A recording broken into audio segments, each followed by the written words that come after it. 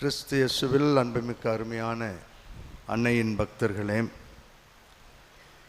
தாய் திரு அவையோடு திருக்குடும்ப திருவிழாவை நாம் மகிழ்வோடு எண்ணி பார்த்து ஜெபிக்கிறோம், மகிழ்கின்றோம். கோவிலில் சிறுவன் இயேசு காணாமல் போனதும் பின் கண்டுபிடிக்கப்பட்டதை பற்றி நற்செய்தியாளர் லூக்கா நமக்கு எடுத்து சொல்லுகிறார். இந்த நற்செய்தி பகுதியை எளிதாக புரிந்து கொள்ளவும் அதிலிருந்து நமக்கு என்ன ஆண்டவர் சொல்லுகிறார் என்பதை அறிந்து கொள்ள 3 பிரிவுகளாக நாம் பிரித்து பார்க்கிறோம். முதல் பகுதி காணாமல் போன இயேசு, 2வது பகுதி தம்மையே கண்டுபிடித்த இயேசு, 3வது பகுதி இன்று நாம் விழா கொண்டாடுகின்ற திருக்குடும்பம், நம் வாழ்வு. படிப்படியாக பார்ப்போம். முதல் பகுதி காணாமல் போன இயேசு. இதில் ஒன்றும் விளக்கம் சொல்வதற்கு ஒன்றுமில்லை. காரணம், லூக்காவே மிக தெளிவாக சொல்லிவிட்டார். இயேசு கூட்டத்தில் காணாமல் போகிறார், அவர் அங்கேயே தங்கிவிடுகிறார். இது அறியாத பெற்றோர்கள் சென்று விடுகிறார்கள், மீண்டும் அவரை காணவில்லை என்று திரும்பி வருகிறார்கள். ஒரு நாள் முழுவதும் பயணம் செய்து வந்து அவரை கண்டுபிடிக்கிறார்கள். ஆகவே இயேசு காணாமல் போய்விட்டதாக நாம் சொல்லுகிறோம். உண்மையா? 2வது பகுதிக்கு செல்லுவோம். தன்னையே கண்டுகொண்ட இயேசு. இங்கு தான் லூக்கா முக்கியமான செய்திகளை இந்த பகுதியில் நமக்கு சொல்லுகிறார். ஒவ்வொன்றாக பார்ப்போம். இயேசு அவரை பொறுத்தவரையில் காணாமல் போய்விடவில்லை. அவர் தெளிவாகத்தான் இருக்கிறார். இயேசு கோவிலில் தன் தந்தையின் இல்லத்தில் அவரது அலுவலில்தான் ஈடுபடுகிறார். இவைகளெல்லாம் நாம் நற்செய்தியிலே படித்தோம். அப்படியானால் பிற்காலத்தில் தான் செய்யப்போகிற போதனைகள், கற்பித்தல், புதுமைகள், தனது பாடுகள், மரணம், உயிர்ப்பு இவற்றை பற்றிய அழகான ஒரு முன்னுரையை லூக்கா இந்த பகுதியிலே சொல்லுகிறார். அதான் இந்த பகுதியின் மைய கருத்து. பின்னாடி என்ன நடக்கப் போகிறது என்பதை முன்கூட்டியே இலைமறைக்காயாய் லூக்கா சொல்லுகிறார். எப்படி என்பதை உங்களுக்கு நான் சுட்டி காட்டுகிறேன். எவ்வளவு முக்கியமான பகுதி இது என்பதை அறிந்து நம்முடைய பொறுப்பு என்ன என்பதை 3வது பகுதியிலே பார்க்க போகிறோம். எருசலேம் ஆலயத்தில் இயேசு மறை வல்லுநர்கள், போதகர்கள், மற்ற சமய தலைவர்களோடு நடுவில் அமர்ந்து அவர்கள் சொல்வதை கேட்டுக்கொண்டும் அவர்களிடம் கேள்விகளை கேட்டுக்கொண்டும் இருந்தார் என்று நற்செய்தி நமக்கு சொல்லுகிறது. ஆகவே அவரோடு விவாதித்து கொண்டிருந்தார், உரையாடி கொண்டிருந்தார். எதை பற்றி உரையாடி கொண்டு இருந்திருக்க வேண்டும்? சற்று சிந்தித்து பார்க்கலாம். அவர் உலகத்தை பற்றி சிந்தித்திருப்பார். உலகத்தில் என்ன நடக்கிறது என்பதை பற்றி அவர்களோடு கேட்டிருப்பார். சமய சீர்கேடுகளை பற்றி அவர்கள் பேசியிருப்பார்கள். நம்மளும் பேசுகிறோம், ஐயோ இப்போ நடக்கிறத பார்த்தா அந்த உலகமே வீணாக போயிடும் போல இருக்கு என்றெல்லாம் பேசுகிறோம் அல்லவா? அதுபோல் அவரும் பேசியிருப்பார். சமூகத்திலே இருக்கக்கூடிய பாகுகளை பேசியிருக்கலாம். ஏற்றத்தாழ்வுகள், உயர்ந்தவன், தாழ்ந்தவன், பணக்காரன், பெண்கள், ஆண்கள் என்று பிரித்து பேசுகின்ற அந்த நிகழ்வை பற்றி கூட அவர்கள் பேசியிருக்கலாம். ஏனால் சமய தலைவர்கள், மறை நூல் அறிஞர்கள் நாட்டிற்காக, இஸ்ராயல் மக்களுக்காக, யூதர்களுக்காக நல்லவைகளை பற்றித்தான் சிந்தித்திருப்பார்கள். அரசியல் என்ன நடைபெறுகிறது, அரசியலில் எவ்வளவு ஒழுங்கிடம் இருக்கிறது என்பதை பற்றி அவர்கள் பேசியிருக்கலாம். ஆக இப்படி பலவற்றை பேசியிருப்பார்கள். அதாவது சுருங்க சொன்னால், தான் பணிபுரிய இருக்கின்ற தள ஆய்வை அவர் மேற்கொண்டிருப்பார். என்ன பேசுகிறார்கள், என்ன நடக்கிறது என்று அந்த சிறிய வயதிலேயே தான் எதற்காக வந்தோம் என்பது அவருக்கு தெரியும். ஆகவே அதை பற்றி ஒரு சிறிய ஆய்வை அவர் மேற்கொண்டிருக்கலாம். இந்த களத்தில் எப்படி நாம் ஆண்டவரது இறை அரசை, ஆண்டவர் தரும் அருள் அரசை, இறைவனின் அருள் தரும் ஆண்டை எப்படி பறைசாற்ற முடியும் என்று மேலோட்டமாக அவருக்கு தெரிந்த அந்த வயதிற்குரிய விதத்தில் அவர் அவற்றை பற்றி அவர்களோடு பேசியிருக்க வேண்டும். அதனால்தான் அவர்களே சொல்லுகிறார்கள், அவரது திறனையும் அவர் அளித்த பதில்களையும் கண்டு அவர்கள் வியப்பில் ஆழ்ந்தார்கள். ஆகவே அவர் மௌனமாக இல்லை, உட்காந்துட்டு தூங்கிட்டு நீங்கள் சொல்லுங்கள் நான் கேட்குறேன்னு சொல்லலை. there should have been some dialogue between them. ஆகவே அவர்களுக்குள் ஏதோ நடந்திருக்க வேண்டும். ஆகவே அவர் திறனையும் அவர் அளித்த பதில்களையும் கண்டு வியப்பில் ஆழ்ந்தனர். ஸோ இப்பொழுது இந்த வியப்பில் ஆழ்ந்த இதே யூத கூட்டம், இதே சமய தலைவர்கள், போதகர்கள் பிற்காலத்தில் இவர்களது ஞானத்தை பார்த்து இப்பொழுது ஆச்சரியப்பட்டவர்கள் பிறகு அதே ஞானத்தோடு அவர் செயல்படுகின்ற பொழுது எதிரிகளாக மாறுகிறார்கள். சதி செய்து அவரை கொல்ல வேண்டும் என்று நினைக்கிறார்கள் என்று இப்பொழுது புரிந்து கொண்ட அந்த மறைநூல் அறிஞர்கள் பிற்காலத்தில் அப்படி புரிந்து கொள்ளவில்லை என்பதை லூக்கா இலைமறைக்காயாய் நமக்கு சொல்லுகிறார். இரண்டாவது, அதே இயேசு மறைநூல் அறிஞர்கள், சமய தலைவர்கள் பிற்காலத்தில் தன் மீது, தனது செயல்கள் மீது குறைகளையும் குற்றங்களையும் சொல்லி அவரை கொல்லப்போகிறார்கள், சதி செய்வார்கள் என்றெல்லாம் ஆரம்பத்திலேயே இலைமறைக்காயாய் போற்றுகின்ற இதே தலைவர்கள் பிறகு ஒழிக என்று சொல்லுவார்கள் என்பதை லூக்கா இந்த பகுதியிலே நமக்கு சுட்டி காட்டுகிறார். மூன்றாவதாக, 3 நாட்கள் கழித்து அவர் கண்டுபிடிக்கப்பட்டார் என்று நாம் படிக்கிறோம். ஆகவே இந்த 3 நாட்கள் என்பது ஒருவேளை அவர் தான் படப்போகின்ற பாடுகள், மரணம், உயிர்ப்பு, 3ஆம் நாள் உயிர்த்தெழுந்த அந்த நிகழ்வை இலைமறைக்காயாய் இந்த பகுதியிலே சுட்டி காட்டுவதாக நாம் பார்க்கிறோம். ஆகவே இயேசு தன்னையே நன்கு கண்டுபிடித்து கொண்ட இடம் அந்த ஆலயம். அவர் காணாமல் போகவில்லை. தன்னையே அலசி பார்க்கின்ற, தான் பணிபுரிய போகின்ற இடத்தின் தலத்தை கண்டுபிடித்து ஆய்வு செய்யக்கூடிய ஒரு அருமையான நிகழ்வை நாம் பார்க்கிறோம். தனக்கு என்ன நடக்கப் போகிறது, என்ன நடக்கும் என்பதையெல்லாம் சிறு வயதிலேயே அவர் தெரிந்து வைத்துக் கொள்வதற்கான ஒரு வாய்ப்பை நாம் பார்க்கிறோம். அதனால்தான் தனது தாயிடம், தேடி வந்தவர்களிடம், நீங்கள் ஏன் என்னை தேடினீர்கள்?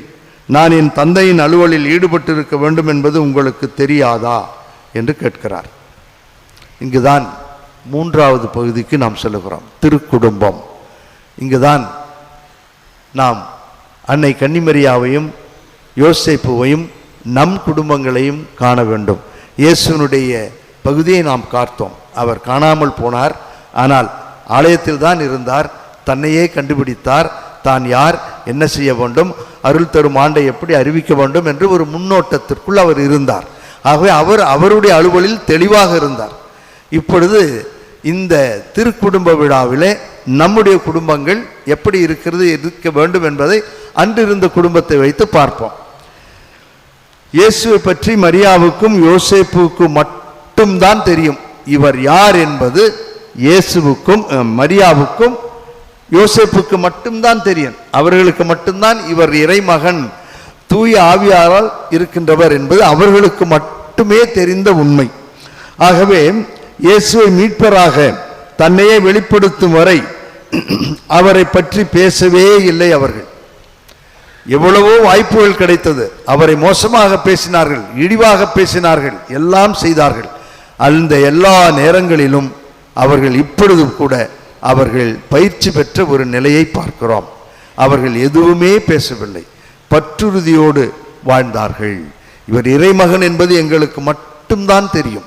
ஆகவே இவர் என்ன செய்தாலும் அது இறைவனுடைய திட்டத்திற்கு உட்பட்டுத்தான் இருக்கிறது. அவருக்காகவே வாழ்வோம், அவரோடு சேர்ந்து நாங்கள் இருப்போம் என்ற பற்றுறுதி அவர்களிடம் இருந்தது. தன்னுடைய குழந்தைகளுக்காக வாழ வேண்டும் என்ற ஆவல் அவர்களிடம் இருந்தது. இதையெல்லாம் நாம் சொல்லுகின்ற பொழுது நீங்கள் சற்று அப்படியே சிந்தித்து பாருங்கள். இப்படிப்பட்ட ஒரு ஆவல் நம்முடைய குழந்தைகளுக்காக, நாம் பெற்றெடுத்த நம்முடைய பலத்தோடும் பலவீனத்தோடும் பிறந்த நம்முடைய குழந்தைகளை எந்த அளவிற்கு நாம் பற்றுறுதியோடு அவர்கள் வாழ வேண்டும், வளர வேண்டும் என்று எவ்வளவு ஆர்வத்தோடு இருக்க வேண்டும் என்பதை நீங்கள் அப்படியே ஒரு சைட் ட்ராக்காக யோசிச்சிட்டே வாங்க. ஆகவே அவர்கள் வாழ்வு இயேசுவுக்காக வாழ்கின்ற ஒரு வாழ்வு. சிமியோன் இதைத்தான் சொல்லுகிறார் இறைவாக்கினர், உன் இதயத்தை ஒரு வாழ் ஊடுருவும், உனக்கு துன்பங்கள் வேதனைகள் வரும். இந்த குழந்தையால் இவரால் உனக்கு எதிர்க்கப்படும் அறிகுறியாக இருக்கக்கூடிய இவரால் உனக்கு துன்பங்கள் வேதனைகள் வரும் என்று சொல்லுகின்றார். அப்பொழுதும் அவர்கள் பற்றுறுதியோடு வாழ்ந்தார்கள் என்பதை முன்னறிவிக்கின்றார் லூக்கா இந்த பகுதியில்.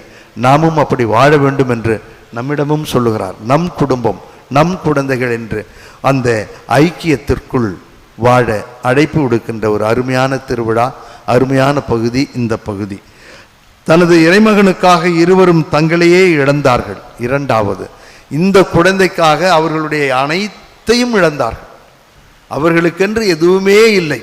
நிழலாக இயேசுவோடு இருவரும் சென்றிருக்க வேண்டும். மரியாவை பற்றி அவ்வப்பொழுது சொல்லி இருந்தாலும் அவர் கண்டிப்பாக இந்த திருக்குடும்பம் அவரை வாழ வைக்க வேண்டும், வளர வைக்க வேண்டும். அவர் எப்படியெல்லாம் இருப்பார், அவரை மீட்பராக ஆளாக்குகின்ற வரை அவரை வளர்ப்பது, வளர்த்த பின் அவர் ஒரு மெஸ்ஸியாவாக உருவாகி தன்னையே இழந்து அவரும் இழந்து நாங்களும் இழந்து இப்படி உலகை மீட்க வேண்டும் என்கின்ற வரை, கல்லறையிலே சென்று சேர்க்கின்ற வரை இந்த பொறுப்பு நம்மிடம் கொடுக்கப்பட்டிருக்கிறது. பணி வாழ்விற்கான இந்த பொறுப்பை நான் எல்லாமாக இருந்தாலும் ஏற்றுக்கொள்வேன் என்று வாடுகின்ற அந்த பிடிப்பு. நம்முடைய குழந்தைகளில் ஒன்று சற்று ஊனமானால், காது கேட்கவில்லை என்றால், கை கேட்க கால் நடக்க முடியவில்லை என்றால் எவ்வளவு சங்கடப்படுகிறோம். 4 பேருக்கு முன்னாலே அவனை கூட்டி செல்வதற்கோ அவன் என் பிள்ளை என்று சொல்வதற்கோ எவ்வளவு சங்கடப்படுகிறோம். ஆனால் இவர்கள் எல்லாவற்றையும் இழந்தார்கள். இது தங்களிடம் கொடுக்கப்பட்டு இருக்கின்ற பொறுப்பு, இந்த குழந்தை எங்களுக்கு கொடுக்கப்பட்ட பொறுப்பு என்று அவர்கள் மிகச்சிறப்பாக இந்த பொறுப்பை, இந்த மிஷன் என்று சொல்லக்கூடிய அந்த வார்த்தைக்கு ஏற்ப இது எங்களுக்கு கொடுக்கப்பட்டுள்ள ஒரு மறைப்பணி என்று வாழ்ந்தார்கள். நம்மால் அப்படி வாழ முடியும், வாழ வேண்டும். அதற்காகத்தான் இந்த பகுதி நமக்கு தரப்பட்டிருக்கிறது. ஓடி ஒளிந்து கொள்ளவோ, இது என் பிள்ளை இல்லை என்று சொல்லவோ, டைவர்ஸ் வாங்கிட்டு நீ அவனோடு இரு, நீ இவளோட இரு என்று பிள்ளைகளை நாம் தாறுமாறாக அங்கும் இங்கும் அலைக்கழிப்பது நம்முடைய வாழ்க்கை அல்ல. நம்முடைய குழந்தைகளுக்காக நம்முடையவைகளை இழந்து இந்த குழந்தைக்காக அன்பின் சின்னமாக ஆண்டவர் தந்திருக்கின்ற இந்த குழந்தைக்காக நாங்கள் வாழுவோம். அது ஊனமான குழந்தையாக இருந்தாலும் பரவாயில்லை, ஆண்டவர் கொடுத்தது என்று வாழ கற்றுக்கொள்ளக்கூடிய மனப்பக்குவம் நமக்கு வேண்டும். இருக்கிறது, தட்டி பாருங்கள், ஆண்டவரிடம் கேளுங்கள், அன்னையிடம் பேசுங்கள், கண்டிப்பாக நடக்கும். சரியான புரிதலை நாம் பார்க்கிறோம். இருவரும் ஒன்றாக புரிந்து எங்கே துளைத்தார்களோ அங்கே போய் தேடினார்கள். உன்னை நம்பி நான் வந்துட்டேன், நீ உங்கள்கிட்ட இருப்பான்னு நினச்சேன், அப்படிங்க இப்படிங்க சண்டையெல்லாம் போடலை. அவங்க வாங்க 2 பேரும் சேர்ந்தே போவோம் என்று இருவரும் சேர்ந்தே இயேசுவை கண்டுபிடித்தார்கள். சரியான புரிதல். சென்றவுடனே அவர்களிடம் அவர் கேட்கிறார்கள், எங்கே போய்விட்டால் உன்னை தேடினோமே. ஆர்வம் ஆனந்தம், குறை சொல்வதில்ல. ஏன் இப்படி செஞ்சேன்னு கேட்கல அவங்க. அதற்கு மாறாக நானும் உன் தந்தையும் மிகவும் வருத்தப்பட்டு போனோமே, ஏன் இப்படி செய்தாய், ஆதங்கம். சரியான புரிதலிலே அவர்கள் சொன்ன வார்த்தைகள். அவரை புரிந்து கொண்டு அவர்கள் மிகவும் கவனமாக இறுதி வரை அவரோடு சென்றார்கள். உற்சாகப்படுத்தி ஊக்கப்படுத்தி இறுதி வரை அவரோடு வாழ்ந்ததுதான் இந்த திருக்குடும்பம். ஒருவேளை இந்த திருக்குடும்பம் பெற்றெடுத்ததோடு தூக்கி எறிந்திருந்தால் என்ன நடந்திருக்கும் என்று சற்று சிந்தித்து பாருங்கள்.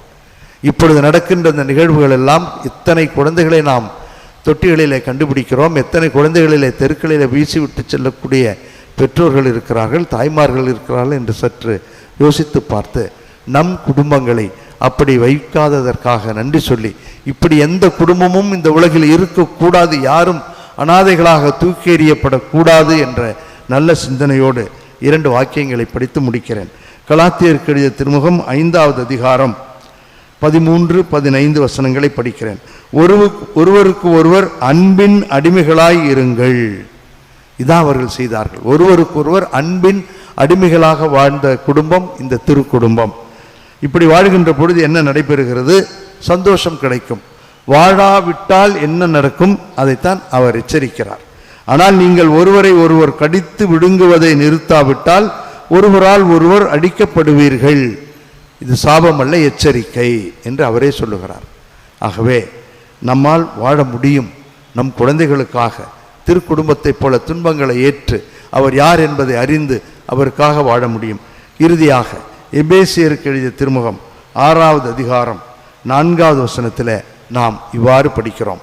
தந்தையரே, இது ஆண்கள் வாழ்ந்த உலகம். ஆகவே தந்தையரே என்று சொல்லுகின்ற பொழுது இதனுடைய பொருள் குடும்பத்தில் உள்ள இருவரையும் குறிக்கும். பெற்றோர்களே, உங்கள் பிள்ளைகளுக்கு எரிச்சல் மூட்டாதீர்கள், மாறாக அவர்களை ஆண்டவருக்கேற்ற முறையில் கண்டித்து திருத்தி அறிவு புகட்டி வளர்த்து வாருங்கள். இதுதான் நமக்கு கொடுக்கப்பட்டிருக்கின்ற பொறுப்பு, மறைப்பணி, மிஷன். இதன்படி வாழ வாழ்ந்த அன்னையிடம், திருக்குடும்பத்திடம் தொடர்ந்து நாம் ஜெபிப்போம். நம் குடும்பங்களை ஆசீர்வதிக்க வேண்டும் என்று வேண்டுவோம். முடிந்தவரை போராடி பார்ப்போம். நம் குடும்பத்தில் ஒற்றுமை, அன்பு, சமாதானம் இவைகள் வளர வேண்டும் என்று ஜெபிப்போம். முழந்தால் படியிட்டு வேண்டுவோம். மூளை செய்யாததை முழங்கால் செய்யும் என்று சொல்லுவார்கள். இந்த குடும்பத்திற்காக முழந்தால் படியிட்டு ஜெபிப்போம். என் கணவருக்காக, என் மனைவிக்காக, என் குழந்தைகளுக்காக, சுற்றுப்புற சூழல் என் குழந்தைகளை கெடுக்கிற இந்த சூழலில் எப்படி வாழ முடியும், எப்படி வாழ வேண்டும் என்று முழந்தால் படியிட்டு ஜெபிப்போம். இறைவன் அருள் புரிவார். ஒரே ஒரு முறை வாழப்போகின்ற வாழ்க்கையில் நம் குழந்தைகளுக்காக, நம் குடும்பங்களுக்காக, கருவறை டு கல்லறை வரை வாழப்போகின்ற ஒரு முறை வாழுகின்ற இந்த வாழ்வு, இந்த குடும்ப வாழ்வு சிறப்பானதாக, மகிழ்வானதாக, ரம்மியமானதாக இருக்க ஆண்டவரிடம் தொடர்ந்து ஜெபிப்போம். வல்ல இறைவன் நல்லருள் பொழிவார். நம் குடும்பங்களை ஆசீர்வதிப்பார். ஆமென்.